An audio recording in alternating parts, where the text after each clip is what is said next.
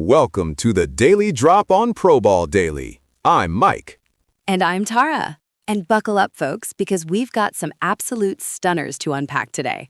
We're talking about a historic collapse in the NHL, a dominant display in the NBA that sent shockwaves, and one team in La Liga that just refuses to lose. Absolutely, Tara. We've got a lot to get through, but I think we have to kick things off in the NBA, where the Boston Celtics just absolutely obliterated the Philadelphia 76ers by 32 points. I mean, 123-91. This wasn't just a win, it was a statement.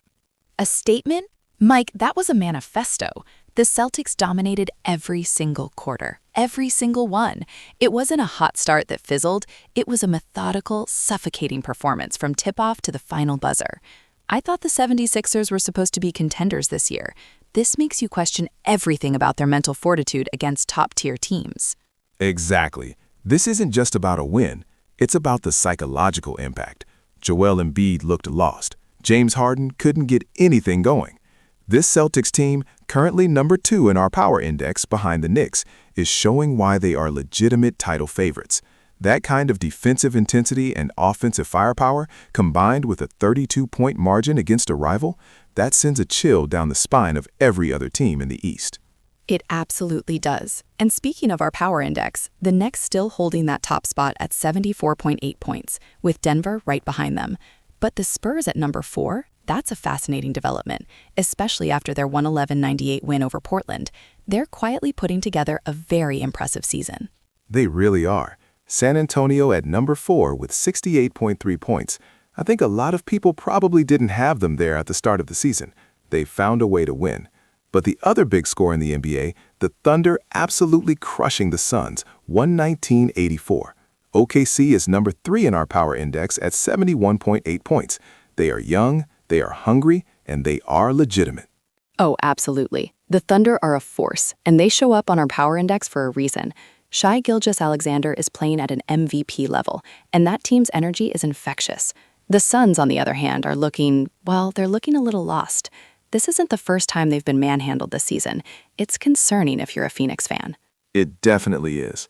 And before we move on, we have to talk about the Atlanta Hawks' wild ride.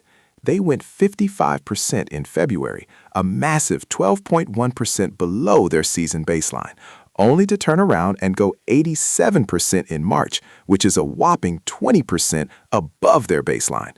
What in the world is going on in Atlanta, Tara? Mike, that's the Hawks in a nutshell this season. Jekyll and Hyde. One month, they look like world beaters. The next, they're struggling to find their identity. It speaks to inconsistency, maybe a lack of leadership, or perhaps just a very streaky roster. You can't be a serious playoff contender with swings like that. It also highlights how much a team can ride momentum, for better or worse. On the flip side, the Brooklyn Nets went 17% in February. That's just abysmal. Abysmal is the word. Now, let's pivot to baseball, where the power index has some familiar faces and a couple of surprises.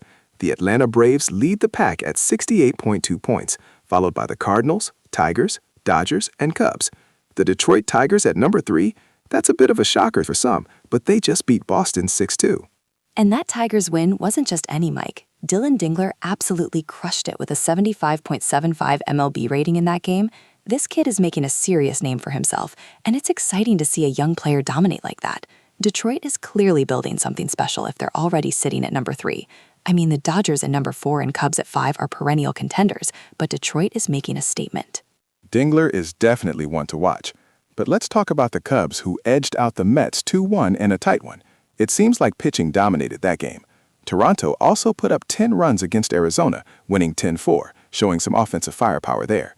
Chicago White Sox beat the Athletics 7-4, and the Guardians beat the Orioles 8-4. The Orioles are a fascinating case study in our trends data, Mike.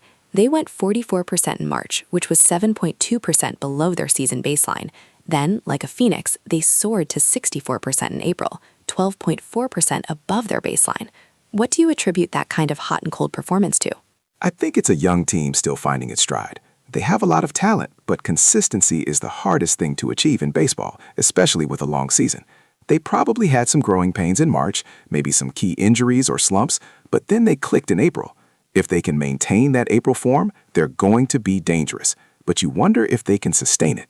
The Athletics, on the other hand, had a strong March, going 63%, 7.5% above their baseline. Interesting to see some of these early season trends. Absolutely. Speaking of trends, let's head over to the MLS where we have some serious concerns for a few clubs. Atlanta United FC, Leia Galaxy, and CF Montreal are all on a 4-game losing streak. Mike, 4 games is a slide, but for 3 significant clubs to be doing it simultaneously, that's a crisis for some of them. It absolutely is, Tara. And it's especially concerning for Atlanta United, who are somehow still 5th in our power index at 62.6 points, but you have to wonder how long they can stay there with that kind of form. Real Salt Lake is leading the pack at 80.6, followed by New England Revolution and Charlotte FC. But my goodness, those losing streaks are glaring. And then there's the LAFC San Jose Earthquakes game. The scoreline reads SJ4, LAFC 1, but our stat of the day says LAFC dismantles San Jose 4-1. Now, Mike, I'm thinking there might be a typo in one of those, because I refuse to believe a team can dismantle another while losing 4-1. I'm going with the stat of the day here. LAFC dismantled San Jose 4-1. That means the Quakes took a beating, even if the score was somehow flipped in the raw data. LAFC needs to be doing that if they're going to climb higher than 4th in the power index. You know what, Tara? I'm going with you on that. LAFC at 4th in the power index at 65.5 points, they should be dismantling teams. So let's assume they turned up and dominated, putting 4 past San Jose. That's the kind of performance that a top 4 team needs to show, especially when you have teams like Real Salt Lake looking so dominant at the top. Agreed. From the pitch to the ice, let's talk NHL. The Vegas Golden Knights are still leading our power index at 76.5 points, with Carolina and the Utah Mammoth tied at 67.6. The Utah Mammoth, Mike, that's a new name in the league, and they're already making a splash in the power index. They are, Tara, and it's great to see a new team come in and be competitive right out of the gate. They even gave Vegas a run for their money, losing 4-2 in a fairly close contest. Buffalo also pulled off a nice win against Boston, 4-3, which leads me to the story I have to talk about, the Boston Bruins. Oh, the Bruins. Mike, this is a collapse for the ages. Tell the people. In January 2026, the Bruins had a staggering 91% win rate, crushing their season baseline by 31.9%. They were unstoppable, looking like a lock for the President's Trophy. Then March hit, and they dipped to a 54% win rate, 10.4% below their baseline. And now, in April, they are at a shocking 25% win rate, a colossal 34% below their baseline. How do you explain that kind of free fall, Tara? Mike, it's inexplicable. It sounds like they hit a wall. Was it injuries? Did they run out of gas after such a dominant January? Or did other teams figure them out?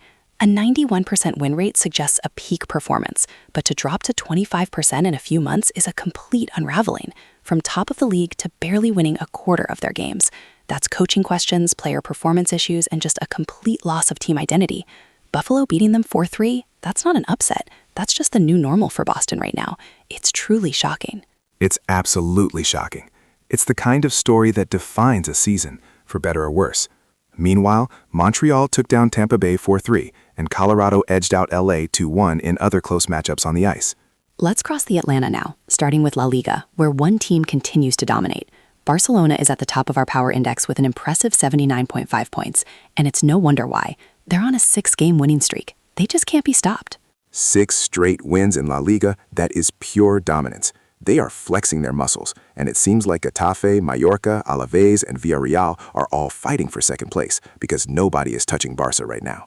On the other end of the spectrum, though, Sevilla is on a 5-game losing streak. That's a huge problem for them, especially in a league where points are so precious. Exactly. Sevilla is really spiraling, and they need to turn that around fast. Moving to the EPL, Manchester City is, unsurprisingly, number 1 in our power index at 85.5 points, but Brighton and Hove Albion are a surprising second at 80.7. Mike, Brighton usually isn't this high up in the rankings. Are they for real this season? They really are for real, Tara. Brighton has been playing some fantastic football, and it's a testament to their coaching and player development. They're consistently punching above their weight, and they're showing that they belong in that top tier. Speaking of top tiers, Arsenal lost a huge one to Man City, 2-1. That was a massive match with title implications, and City showed why they're still the team to beat. A huge win for City and a tough blow for Arsenal's title hopes. We also saw Liverpool edge out Everton 2-1 in the Merseyside Derby, always a heated affair. But the big story in the EPL that we need to highlight, Mike, is Burnley. They've now lost 6 straight matches. 6! They are sinking deeper and deeper into that relegation battle. 6 straight losses for Burnley is absolutely dire. They are staring down the barrel of relegation, and it's going to take a monumental effort to pull themselves out of that hole. Every game is a must-win for them now. Sunderland also lost a high-scoring thriller to Aston Villa, 4-3, and Nottingham Forest beat Burnley's relegation rival Bournemouth, 4-1. That Forest win helps their cause, but it's cold comfort for Burnley fans. Now to wrap things up, let's hit some college basketball. Our NCAA Power Index has Michigan Wolverines leading at 80.3 points, with George Mason, Arizona, Duke, and Massachusetts rounding out the top 5. A lot of traditional powerhouses there, but George Mason and UMass are making some noise. They sure are, Tara. And the stat of the day for NCAAB is a really impressive one. UConn Huskies are 100% at home, dominating with a plus 25.0 point differential over 8 games. That's incredible home court advantage. You do not want to go to Storrs. Absolutely not. That kind of home dominance speaks volumes about a team's resilience and belief. And our trends show St. John's Red Storm went 100% in March. They got hot at the right time. But for Duke and Michigan,